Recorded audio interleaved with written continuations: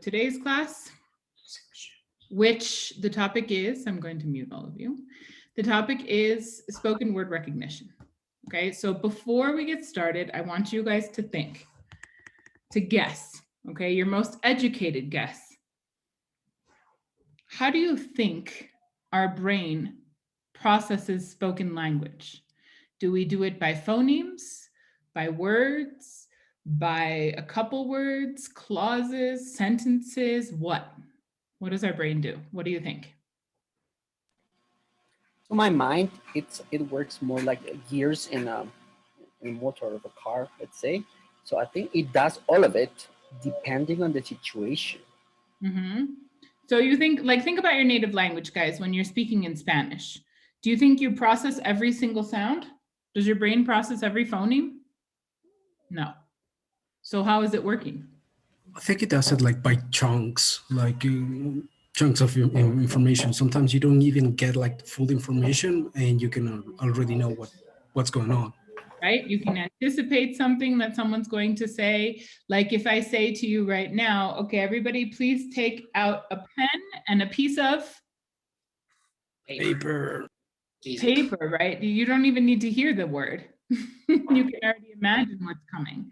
So we don't really process them by individual phonemes, but if I say to you right now, okay, I'm going to say a word. You ready? And you guys are all waiting. You have no idea what word I'm going to say. So in that case, your brain has to process each phoneme. And we're going to take it all in slow motion. We're going to slow it down, and you're going to see what your brain actually does in order to process words in isolation. Okay? Like, for example, if you say to somebody, what's your name? You have no idea what they're going to say if you don't know the person, right? It could be any name for a man, like if it's a male, or any name for a woman, but you don't know what it's going to be. So you have to pay attention to the whole, basically the phonemes of the whole word in order to really understand their name, right? So we're going to slow down this process, and you're going to see how all this happens in our brains, okay? And we're going to look at spoken word recognition. So this is chapter 8. We're flying through this book. We're actually only going to basically go through chapter 10, and that will be it for psycholinguistics. I know you're having so much fun, but we have to switch next week to second language acquisition so that we can focus on that too, okay? All right, so this is part of chapter 8, like I mentioned to you. We're going to talk about spoken word recognition. How does our brain recognize a spoken word in isolation? Okay, think of this in the case of in isolation in most cases, okay? Because obviously, if we have a stream of discourse, right, then we can easily recognize words, we can predict them, and the proof is in that, like now, for example. If we have problems with our internet, sometimes even if the connection is not very good, you can still understand the message, right? Or like a cell phone. You have bad cell phone connection. Even if the cell phone connection is bad, sometimes you can still understand the message, right? So when the words are in a context, the context helps us to understand the message, and we don't have to hear every single word. But if it's a word in isolation, it could be any one of millions of words. Yeah. And you don't know which one it's going to be. So our brain works a little differently. Okay. Okay. So, like we just talked about, how are you understanding what I'm saying to you right now? Some of you said, okay, we don't listen to every sound, but we do process it in something like chunks, right? Something like units, some units of language. Maybe it's not every word either, but we do process it in something like chunks, right? Okay. We can break down this process of spoken word recognition into 5 stages, okay? And here are the 5 stages. We're going to see each one of these. We'll describe them and see what happens in each stage, so don't worry. Right now, I'm just mentioning them.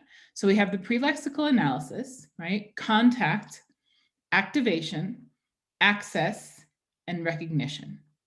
You'll see an illustration of how this all works, okay? And like most concepts in psycholinguistics, we are not sure exactly what happens, which is why there are several possible models for spoken word recognition, all supported by empirical data. We're not 100% sure because, like we've seen before, psycholinguistics is a very scientific field, but it's also very difficult to measure. It's very difficult to see exactly what's happening in the brain. But if we create experiments, we can kind of break down the process and see what might be happening, okay? So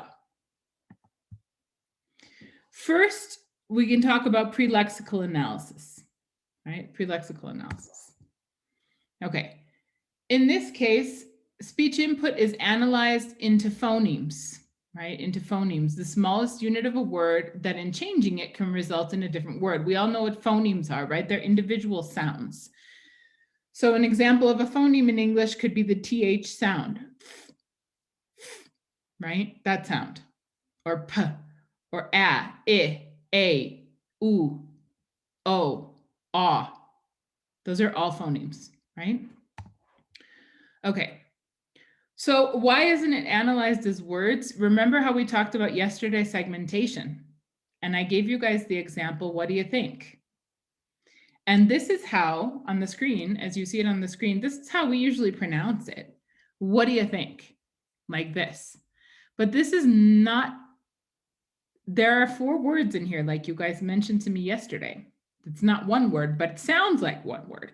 So if our brain were to try to process every word as individual words, in normal, natural spoken speech, we don't have a pause between each word.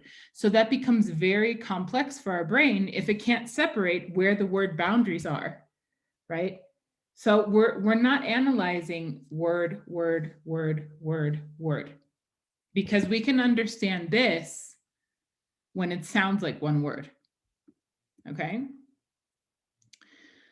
But we also have something called a slip of the ear. Remember, a slip of the tongue is like when you accidentally say something wrong. A slip of the ear is when you have a misperception of something someone said. So for example, somebody says, okay, nos vemos mañana a las 2. And so you thought that they said dos, but they actually said 12. And the person calls you at 12:15 and they say, ¿Dónde andas? And you say, no dijiste a las 2. No, que dije a las 12, right? This could be considered a slip of the ear. When we accidentally misperceive speech, someone else's speech. Oh, te escuché tal cosa. We say this all the time, right? Ah, no te escuché bien, te escuché tal cosa. This is a slip of the ear, okay? Oh, did you guys see this? Maybe you didn't. Do you understand this cartoon right here? No? The sky is falling, the sky is falling. Okay, so I don't know if you guys know the story of Chicken Little, who was like afraid of everything. And the chicken always thought that the sky was falling. So Chicken Little would always say, the sky is falling, the sky is falling, the sky is falling, right? And so these are some animals from the story, and they say, oh, this guy is falling, not the sky is falling, right? I totally misunderstood what she was saying. And the duck says, me too, right? So, because Chicken Little story is the sky is falling. But if you hear it, it sounds the same if we say the sky and this guy. The sky is falling. It sounds the same. You can't tell which one I'm saying if I say the sky is falling or this guy is falling. It sounds the same, you see? So this is why we're talking about how we separate like words and things like that. And we can have a slip of the ear. Okay, let's continue. All right, here's where it becomes fun. Ready for this? Okay. All right, so contact and activation, I think, is the most interesting part of this whole process, because as you can see from the figure below, we're going to see how this works. Yeah, once again, like other aspects of psycholinguistics, we are not 100% sure how contacted activation happened, but we think it probably looks something like what we see below. Okay. And this is this would be considered part of what we would call the cohort model. Okay, this is the same figure that I say here from the book, page 128, figure 8.1. Here it is right here for you. Okay. All right, follow along carefully to understand what happens here. Okay, I think, you know what, maybe we'll use, so that I can draw on it better, let's use the actual textbook. So.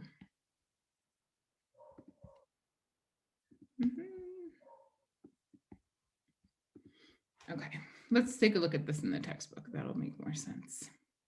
Then we can see it better. Okay, so page 128, we see an example of the cohort model. Now, the word that the person enunciated, the word that the person said is captain. Captain.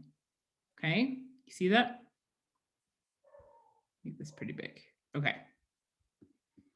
All right, follow along with me. Okay, so what we see here is, as you can see, phonetically written here is the word captain. Okay, here we have these three options in this box. This is just a reduced field of options. These are not all the options, okay? Because you guys could probably think of more words that start with cap, capsize, caps, yeah, etc. Okay. So what happens in our brain when we see the word, when we hear the word, I'm sorry, captain? Okay, this is what happens. So we have three different paths here, right? We have the word captain in solid, in the solid color. We have captive in a dotted line, right? And then we have capital. Okay, so the first point of interest is right here. The second point of interest in this image is right, oops, hold on.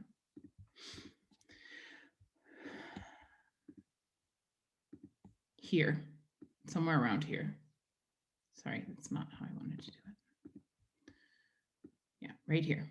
Okay, this is the second point of interest. Why are these points of interest? Because what we can see here in these 2 points is that I'm going to slow down the process of me pronouncing this word. Super slow motion. Cámara lenta or grabadora lenta, I don't know. Okay. And we start saying k. Okay. As soon as I produce the first sound of this word, remember this is in super slow motion. As soon as I produce the first sound of this word, all the words that start with the same sound are activated in my brain, okay? Because this is a word in isolation, right? It's in isolation, okay? We don't have any context. So I could say like, okay, I'm going to say a word, ready? And as soon as I start saying k, what words can you guys think of that start with that sound in English? K. Cat. Cat. Camera. Camera. Car. Car. Catastrophic. Carnival. Captain. Capital. Cookie. Chameleon. Cucumber. Cucumber. That's yeah. Okay, so all of these words are activated in your brain because they could be any of these words, right? Then I continue producing the sound, okay? I continue in the next part of it. And then I say, now suddenly it can't be cookie, right? Because I just pronounced this sound, yeah? So cat, it could still be cat. It can't be cake anymore, right? You see how this works, right? So when I get up to this point and I say cap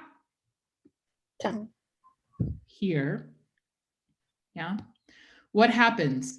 The word, as we can see in the capital, is eliminated. It's no longer capital. It can't be capital. Why not?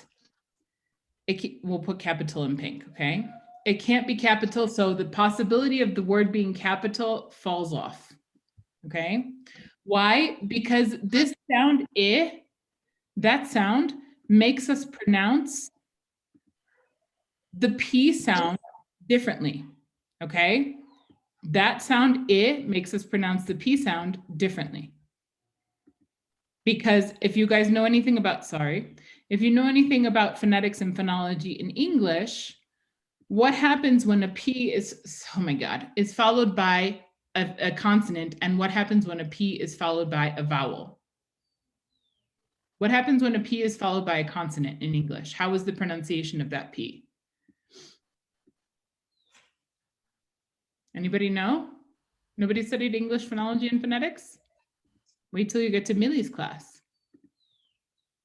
It becomes silent. No, the P, when it's followed by a consonant, it's aspirated in English. So there's like a little puff of air.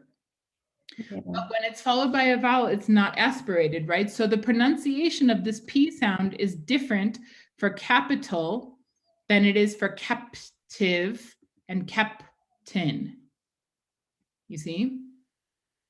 So because of the pronunciation of the P sound, because of the influence of this I right here, this P sound is pronounced differently. So my brain, as soon as I hear a different sounding P and I realize that it's aspirated, then my brain says, it can't be capital. Bye. I eliminated you. Okay. So far, so good. Yeah, let me mute some of you guys because we hear some background noise. Okay.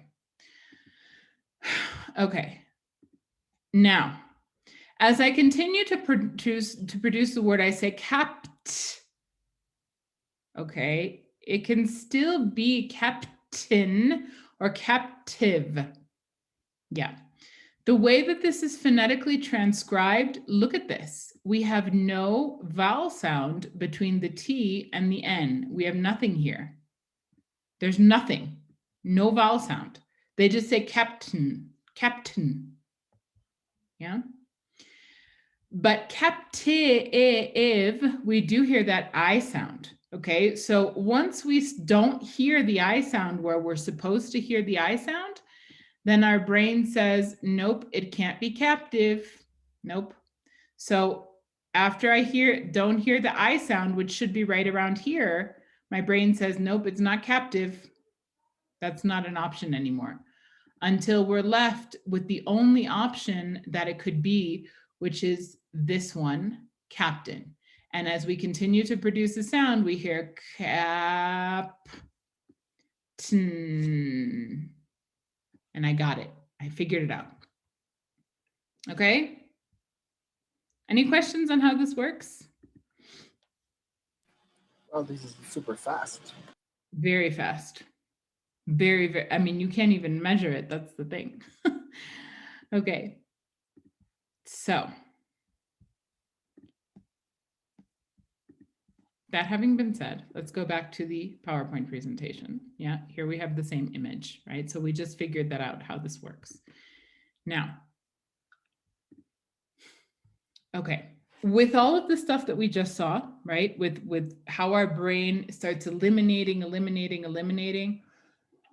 we can talk about selection. How does our brain, okay, contact and activation is when I first start hearing the sounds and all these words are activated. How do I go eliminating all the words that it's not to end up with the word that the person actually said? This is called selection, right? How does my brain select the correct word that I just heard from all of the options that it could be? Yeah. We have some important concepts in selection. One is uniqueness point, right? The uniqueness point of a word is the point at which that word cannot be confused with any other word. The point at which that word becomes unique. Yeah. So if I start pronouncing a word, let me say,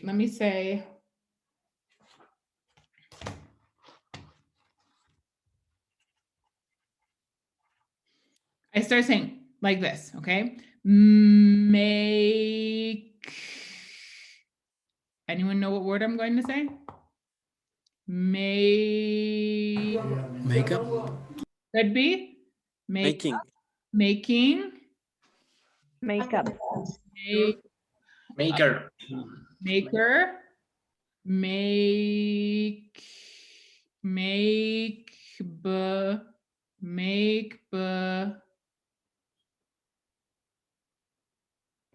nothing back. Right? No.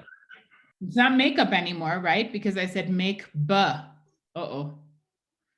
It's not makeover. It's not making.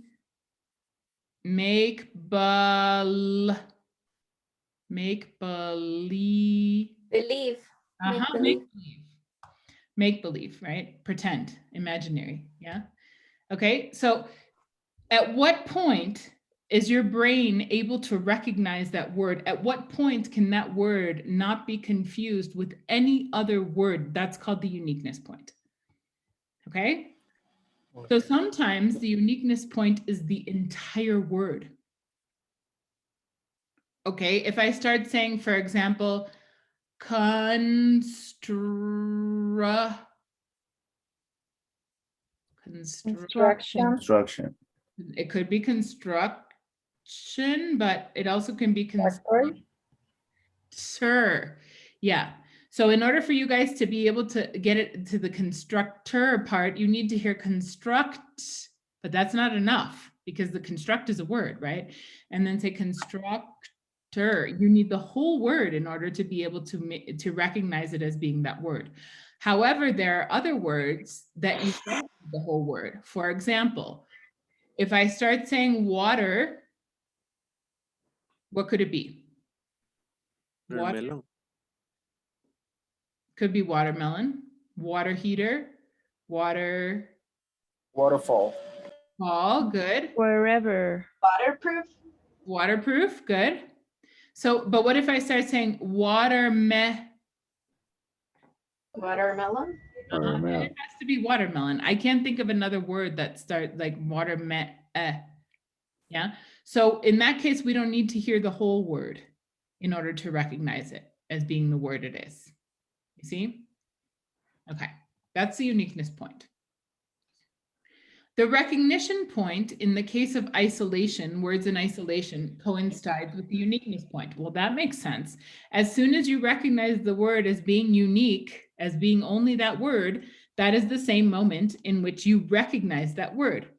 But what if we have context?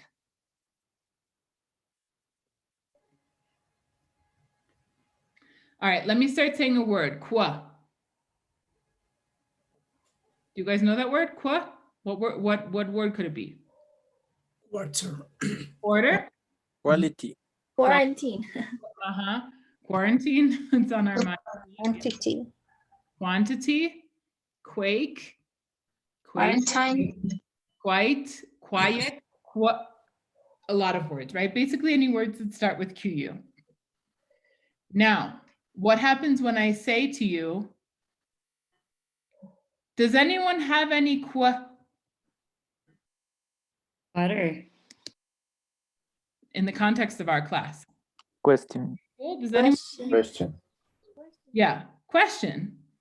Does anyone have any question or questions?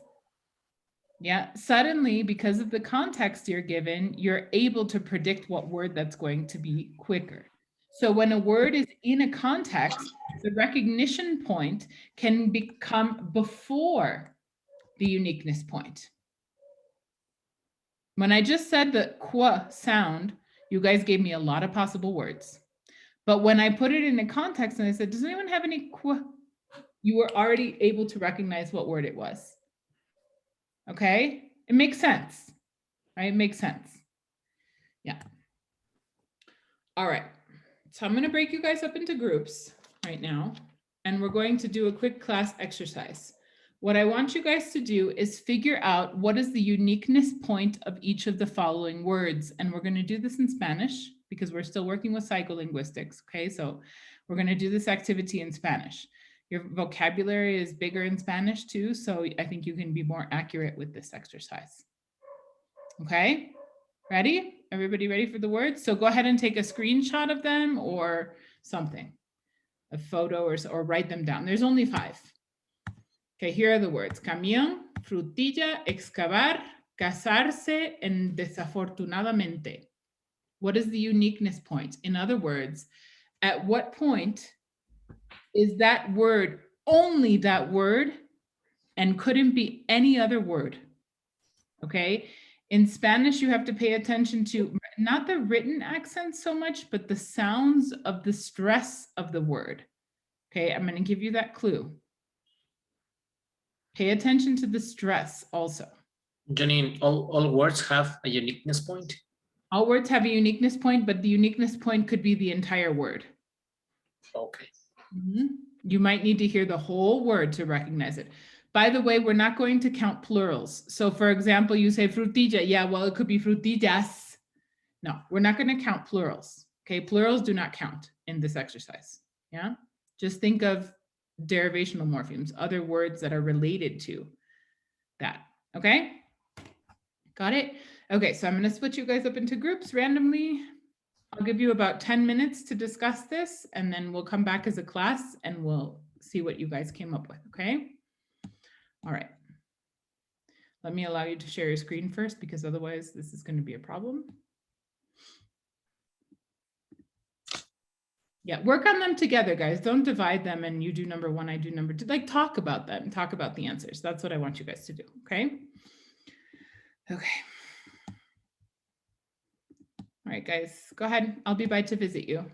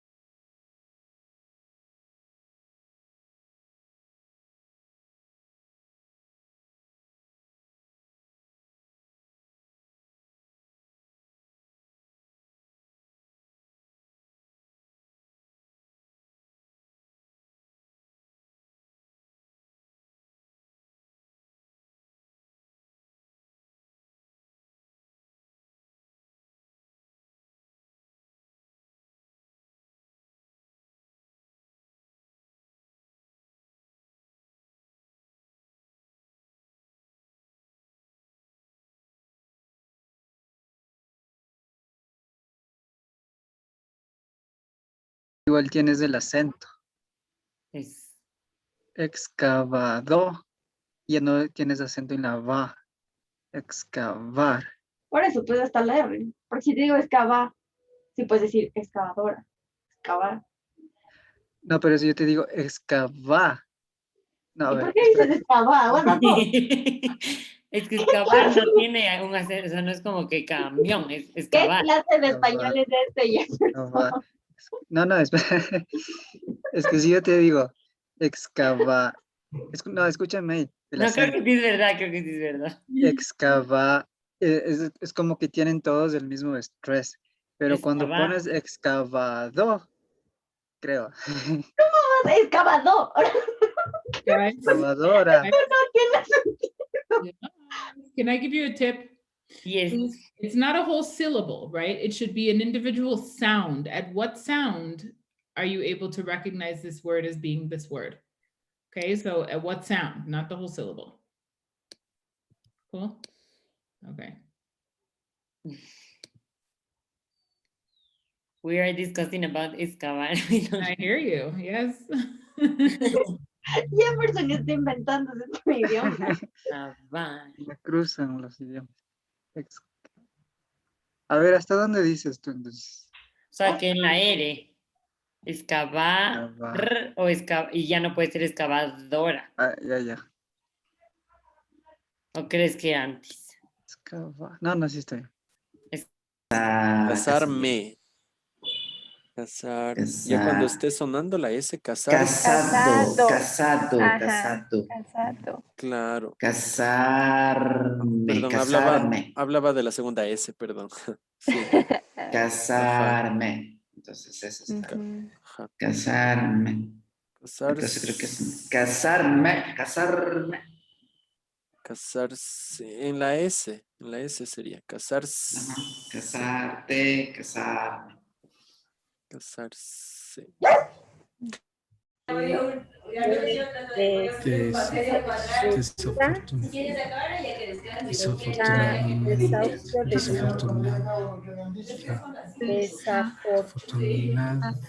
Hay Yo creo que desafortunadamente.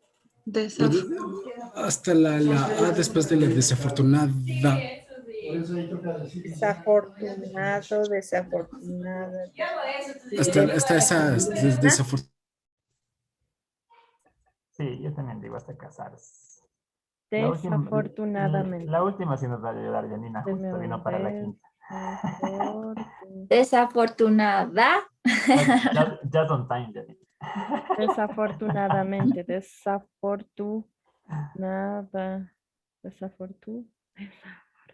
A ver, sería hasta desafortunada. Es que sería todo, porque ahí tienes de lo también, desafortunado. Desafortunadamente. Si solo decimos desafortunada, puede ser desafortunado.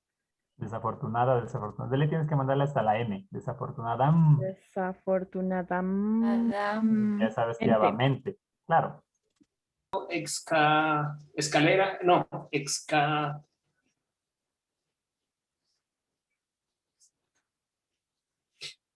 Sí, debería de ser solo hasta ska. porque dijo el sound, ¿no es cierto? Ajá. Not a syllable, not a syllable, a sound. Sound. Oh. What Okay. what sound? We are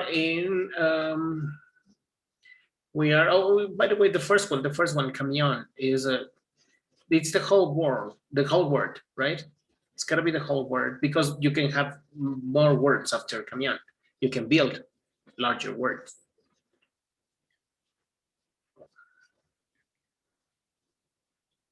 Or maybe I'm wrong. Like what? Camioneta, Camioneta. camioncillo. So it has to be the whole word. Okay, camiones. Camiones. Yeah, but we said we weren't counting plurals, No remember? plurals, right? No plurals, yeah. Yeah, but camioneta, camioncillo. Camioncillo could be camioncillo, camión. Camioncillo.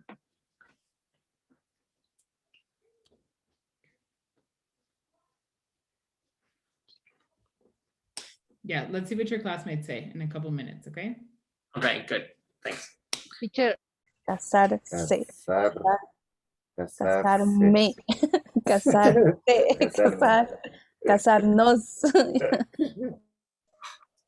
Pero depende del contexto. Sorry. Ninguno. Did you guys want to ask something?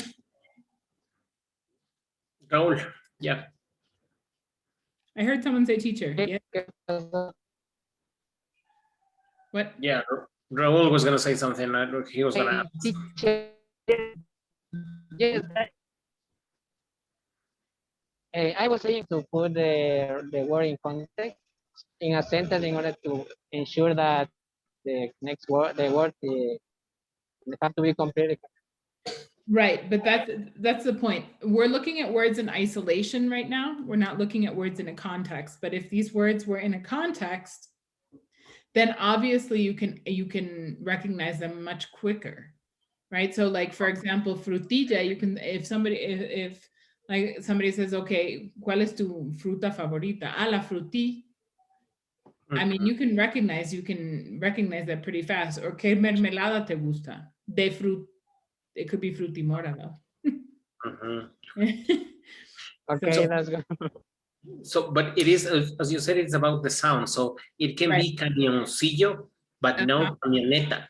Can it be camioneta? So then maybe it should be, so then maybe in the case of camión, maybe it's the whole word that you need in order to be able to recognize it as camión and not any other word. Yeah, the full word. Because you have cama, and then you have camilla, right? And then camioncillo.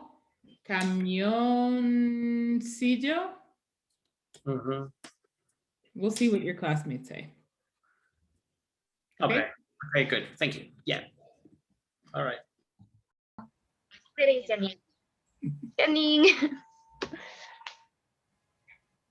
I had troubles with my internet and I got disconnected and then I go back and I got stuck here. Yes, I'm very sorry. Yeah, I had the same problem. We can hear you. You're muted.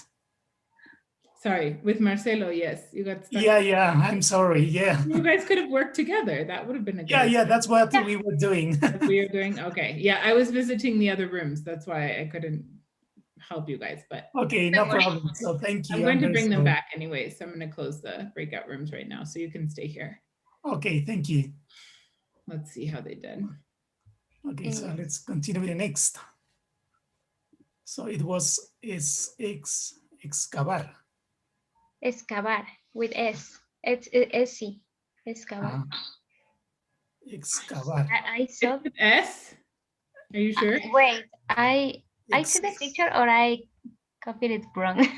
This is always a debate with everybody. Oh yes. Yeah. This is X. I in the PowerPoint presentation is with X. Yes. Yes. Excavar.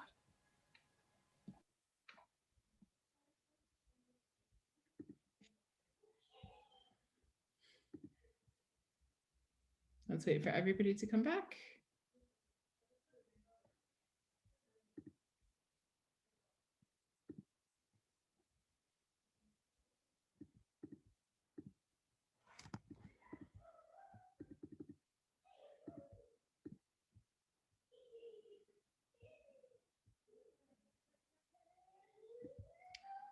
Okay.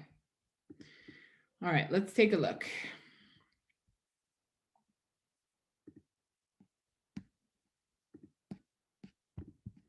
So who thinks they can explain the first one? Camión, what is the uniqueness point? I think it's like the entire word at the end. Does everyone agree? No. No. We discussed that is in O that has the accent because camión cannot be any other word because of the. That's the thing, right? And that's why I mentioned this. So in what? But you don't say camioneta. You don't say camioneta. Camioneta. You say camioneta. I say camioncillo. Right. Here's the thing. Camioncillo. And Miguel's group was talking about this too with Raul and Dorleni. We were having this discussion, right? That's why I said pay attention to the stress because your brain is also going to hear the stress, right? So if you hear somebody start saying camión, can it still be camioneta? Can it be camioneta? No, camioncillo. It can't be camioneta. It can't be camioneta, right? It can because there's a stress on, there's an audible stress on that O. Forget the accent mark. We're not looking at written language, we're looking at spoken language, right? There is an audible stress on the O. which any other word that comes after camión doesn't have, because camioneta, the stress is on the E. We don't have a stress on the O. We don't say camioneta, right? We don't say camioncillo. You see what I'm saying? That's why we have to pay attention also to the stress. Our brain hears the stress and automatically eliminates the rest of the words, because it's just like what happened when we saw in the image with Captain, right? I heard how the P was aspirated, and so I had to eliminate capital, I think it was, right? That had the vowel after it, yeah? And I was left with the ones with consonants. So we're sensitive to those types of things. So if I start pronouncing it in slow motion and I say camión, nobody's gonna say it's camioneta, because you say camioneta. You see, there's no stress on that O, right? So I would agree with those who say, and the stressed O is when your brain recognizes it as being camión. Because before that, it could be camilla, right? Camilla, camita. Camiseta. Camiseta, also camisa, yeah. So on the stressed O, I would say here. What about number 2, frutilla? In the L, we thought. The L. The double L, you mean? Because that's one sound, right? Exactly. Because besides this, what could it be? Fruti? Frutita. It could be frutimora. Frutífero. Frutimora, right? The mermelada de frutimora. And once I had a student who said, pero también hay frutillero, right? Que es la persona, el señor que se dedica a vender frutilla. Frutillero. I don't think so. Do we have that? And the tree, I think. You guys are the native speakers, so I don't really know. It's not. There's no trees in frutizas. Not like that. There's like a bush. It's like it doesn't grow on trees, right? No. Cerecero is a tree, right? But frutillero, yeah, that's somebody from Ambato told me that once, that there's a frutillero. Maybe in Ambato they have it. Maybe they, yeah, because they have lots of frutas, you know. Because we say frutero. But frutero is el que vende frutas. Frutillero es el que solo vende frutilla. That's an Ambato, you know. That's Ambato. Yes, I haven't heard that. And that doesn't count. Man, Tungurahua is another world, right? I'm sure. Okay. The frutilla could be the complete word. But even if they say, even if that were the case, a ver, ojo, we have to pay attention again to the stress. Frutillero, right? Here we say frutilla. Yeah. And we have frutillero. Okay, so when we hear the tonic I sound, the E, frutilla. We don't say frutillero. Yeah, we say frutillero. So that doesn't count. Yeah, so it would be the double L sound, ja. A ver, excavar or excavar as you pronounce it, right? What is the uniqueness point there? Whole word. The whole word. The whole word. The Why? whole world. Why? Because you can, if you don't put it like that, you can put excavamos or excavan, or something like that. Excavación. Excavación. Listen to the stress. Excavadora. But you have excava. Va. Excavadora doesn't have that stressed A, right? Do you see what I'm saying? Excavadora is stressed on the O. This is stressed right here. Excavar. In this A, right? Yes, you could say excavamos, but I should have told you we eliminate verb conjugations too, because it's the same. It's just an inflectional morpheme, so I wouldn't count that one, right? But I would say right here, because excavadora, yes, there's a word excavadora, but it doesn't have a tonic A. It doesn't have the stress here. Yeah, and we hear the stress here. Okay, So I would say right here. Casarse. Most of you that I heard got this one right. What sound makes us identify Yes, casarse? in the S. In the S second S. sound. Más que nada, not because we can have, okay, casarme, casarnos, yeah, fine. It's like different conjugations, but we also have the verb casar with Z, right? That in your dialect is pronounced the same as casarse. Casar with S, and with Z, you pronounce it the same, casar, right? So here would be, we need this S to understand that it's a reflexive verb, meaning to get married and not to hunt. And lastly, desafortunadamente. At what point do we recognize it? M. The M. The M sound, that's right. Because we need to hear desafortunada, we have desafortunada, but then we have desafortunada, that can only be mente, right? Okay, so you can see that sometimes it's practically the whole word. Sometimes it's earlier, yeah, in the case of desafortunadamente, for example, right here. So it just depends, okay? Let's continue. All right, you think you understood that? Yep. Okay, we're gonna talk about frequency, competition, and neighborhoods now. Okay, going off of what we just saw, right? What we just saw about uniqueness point, recognition point, all that stuff. After we recognize a word, then that's when its lexical information becomes available. So its meaning and function. So if I say the word, for example, rabbit, once you recognize that word as being rabbit and not rabbi or radical or whatever, right? Then you can retrieve all of its lexical information. I know this is an animal that has a furry tail, that has long ears, you know, that is very soft. And I know that it's a noun, it's a singular noun, that stuff, right? It can be a subject or an object, etc. Okay. So what makes us recognize some spoken words more quickly and easily than others? Does anyone have any idea what you think might make us recognize some words more quickly? The frequency of use, can it be? Absolutely. That's one of the first factors, frequency.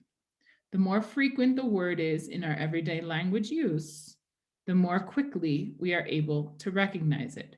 So if I compare, for example, the words homework and housewife, they're just about the same length, right? Homework and housewife, they're pretty much close in length. Right? But we're going to recognize homework a lot more quickly, especially as teachers.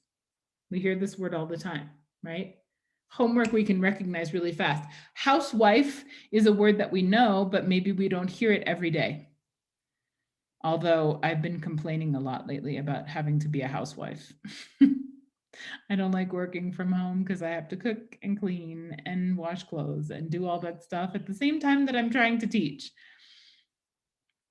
Okay, I'm sure you guys feel my pain. Men, I hope you also share in the household chores.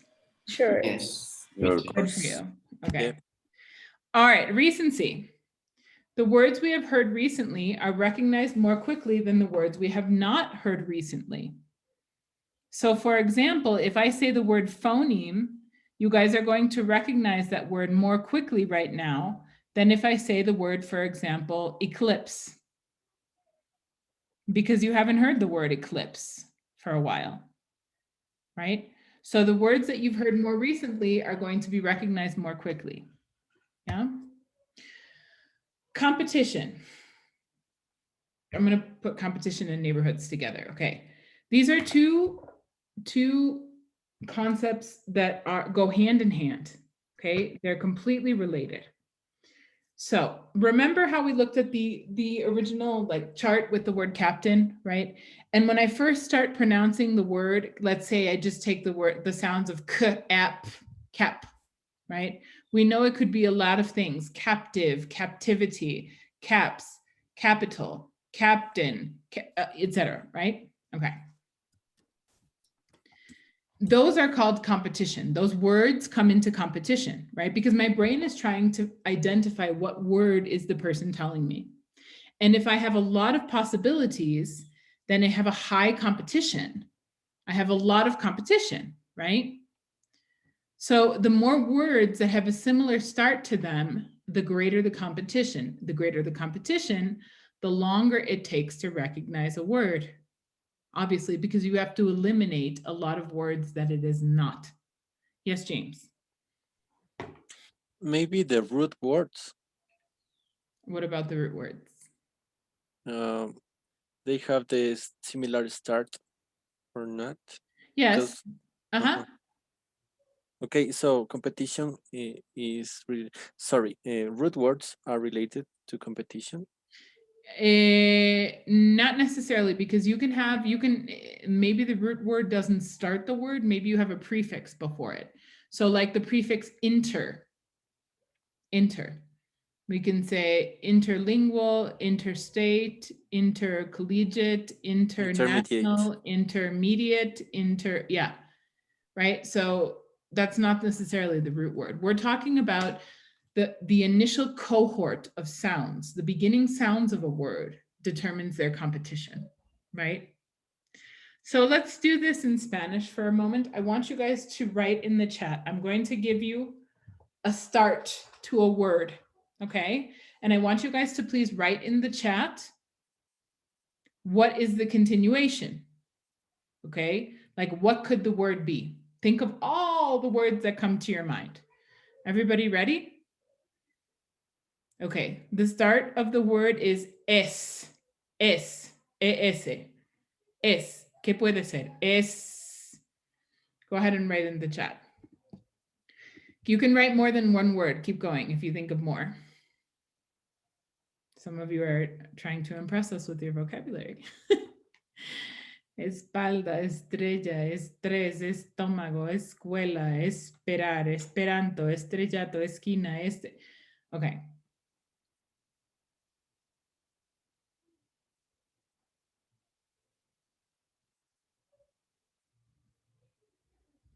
Yeah. What would you say? Is this a high competition or low competition? High. Lots of competition. Ooh, if I start saying es, it could be any one of these words and more, right? Yeah. What if I start by saying cru? Cru.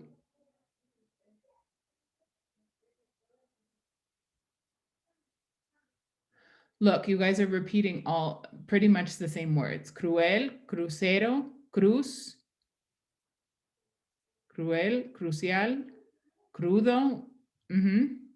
So compared to cruzar and cruzada, we've seen those. Cruzaste, of course, all the forms of it, right?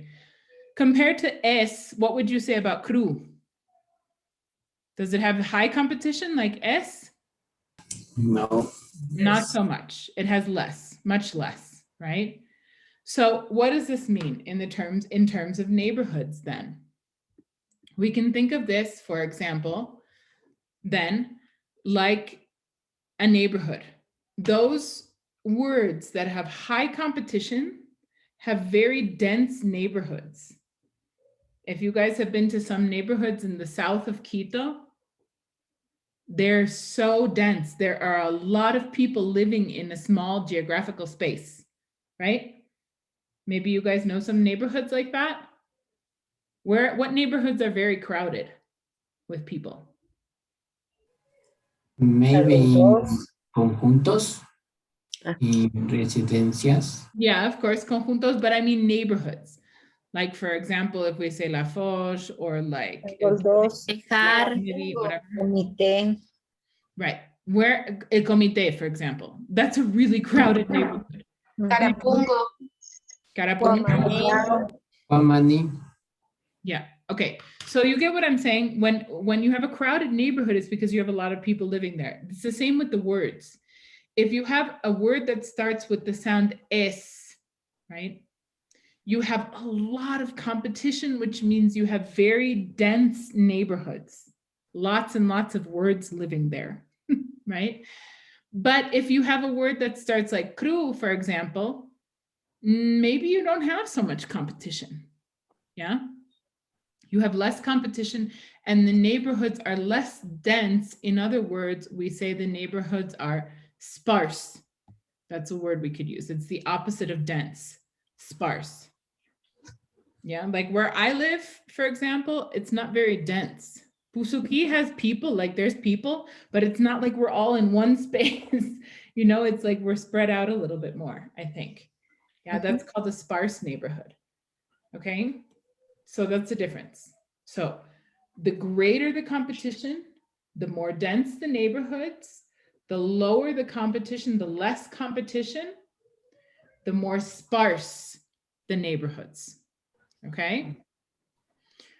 What does this mean as far as how quickly we are able to process a word? What do you think? If I start, like if I want to say the word escuela, for example, in terms of competition in neighborhoods, will that take a long time to process or a short time to process? Escuela.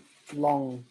Exactly, a long time, because I have a lot of words I need to start eliminating from the initial cohort, the ones you wrote in the chat, right? However, if I say a word like, for example, crudo, this should be processed a lot faster because I have less competition, more sparse neighborhoods, and my brain has less words to eliminate. Does that make sense? Yes. Okay, so those are the three main factors because competition and neighborhoods go together, basically. So we have frequency, recency, and competition in neighborhoods. The more frequent the word, the more quickly we recognize it. The more recently we heard a word, the more quickly we recognize it. The lower the competition, the more quickly we recognize a word.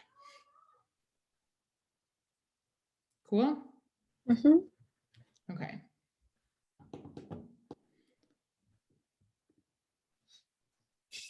All right, let's practice this then. Let's see if you guys really can figure this out.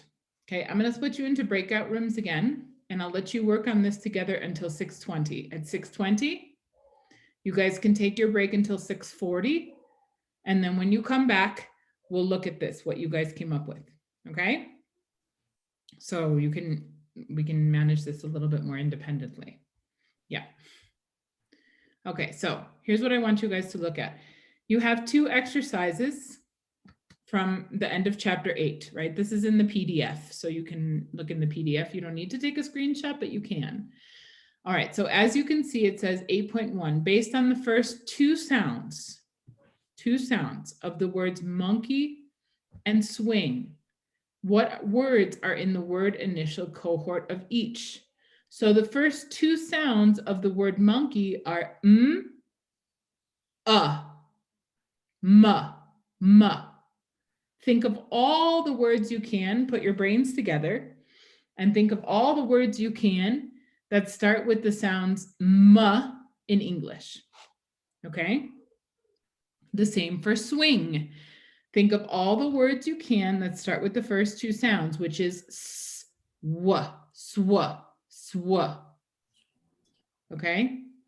Yeah. Ojo. It doesn't, think about this as spoken language, right? And English pronunciation is muy tenaz. So you might have a situation in which you have, like, it's not spelled M-O, but maybe it's spelled M-U, for example, and it makes the same sound of ma, right? So don't focus on the letters, focus on the sounds. Yeah, the same with swing. We have SW that makes the sound, but we also have S-U-I can make the sound. Swi, sw, sw. Could start the same way, right? So be careful with the spelling there, okay? It's about pronunciation. And in exercise 8.2, they want you to determine the uniqueness points of the same words, monkey and swing. At what point do those words become only that word and no other word, okay? And then it continues and says, in the sentence below, is the recognition point for each word likely to be the same as its uniqueness point? Justify your answers by saying what kinds of information might be used in recognizing the words. So here we have the words in context. All the children loved watching the long-tailed monkey as it started to swing through the trees. Okay, so discuss these two questions together. Like I said, you have about 14 minutes, then go ahead and take a break right away. And then after the break at 6:40, we'll discuss the answers. Okay, so let me split you again into breakout rooms. I'll switch you up a little bit again. Yep, okay, go ahead, guys.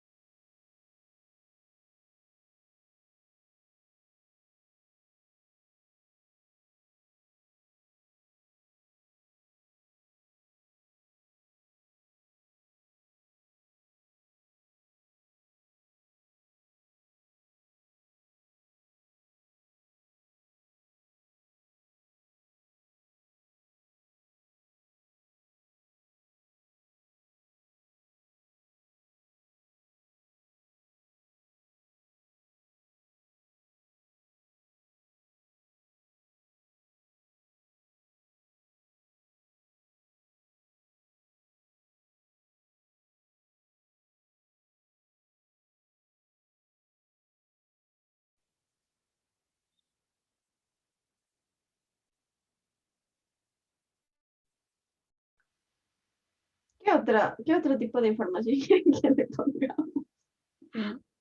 No monk. The entire word. The entire word. Yeah. Because there are another swinging, swinger, swing, swing. In other words, swing. Okay, I teacher.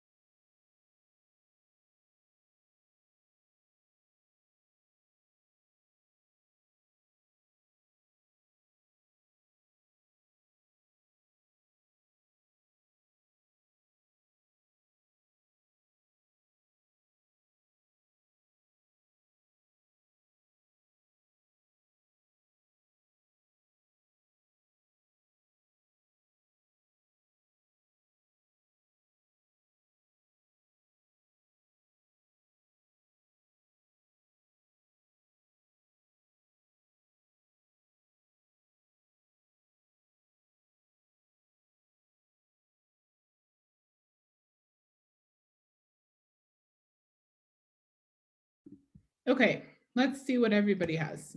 You're all back now.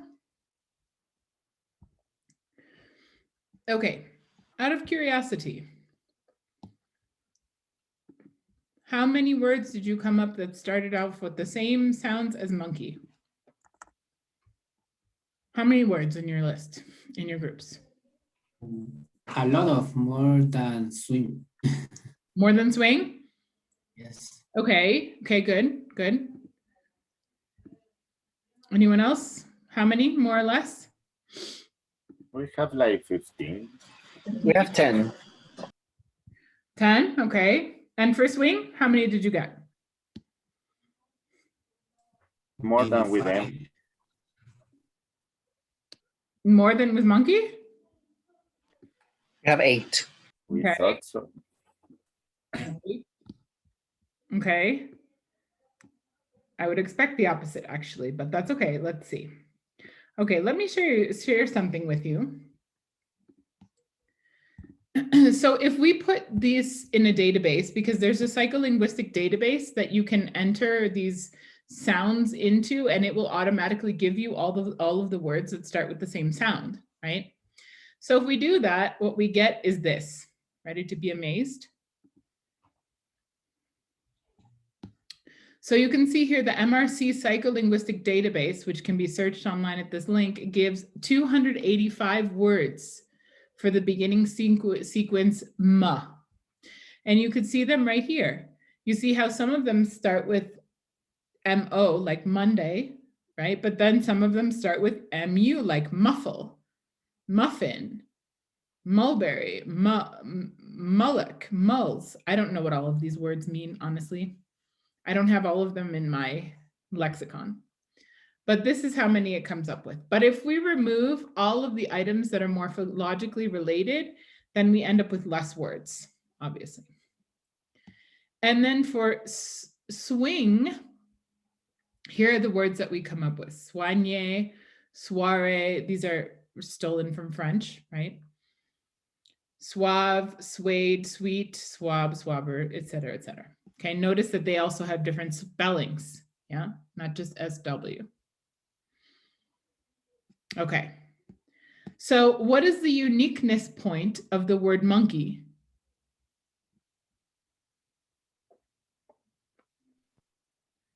What is the uniqueness point? In the sound E. It's the entire word. It's the entire word, which is the same thing that Amelia says in the sound E, right? You need to hear the whole word because we have a word that is monk. That's the word, right? So we need to hear monk E in order to get the whole word. What about swing? The entire word too. Exactly, the entire word, because as you guys probably know, the NG is one phoneme in English, right? When we have the NG sound, you all know how that's written in phonetic transcription? I'm preparing you for Millie's class. How do we write the NG in phonetic transcription? It looks like an N with a little monkey tail on it. This is the sound of ng. It's one sound, okay? So obviously we need the whole word also because we have a lot of words that are like sweet, swingle, swinge, yeah? So we need to hear the swing, the whole word, okay? Right, so the uniqueness point for both of these words is the entire word. Now, let's go back to the book, to the original, to the second question. Okay, the second question puts these words in a context, right? So that's the difference. So it says, what are the uniqueness points of the words? And then what if we look at it in this context? Does that change? Yep. When can we recognize, what is the recognition point when we have the words in this particular context right here? Until the sound N.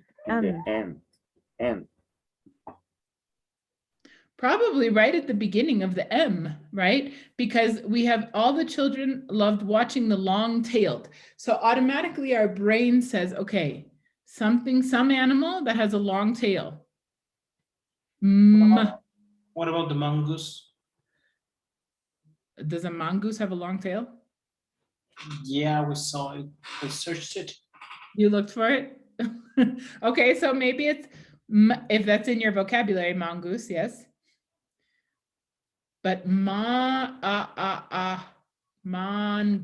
and unky are two different sounds. Uh-oh.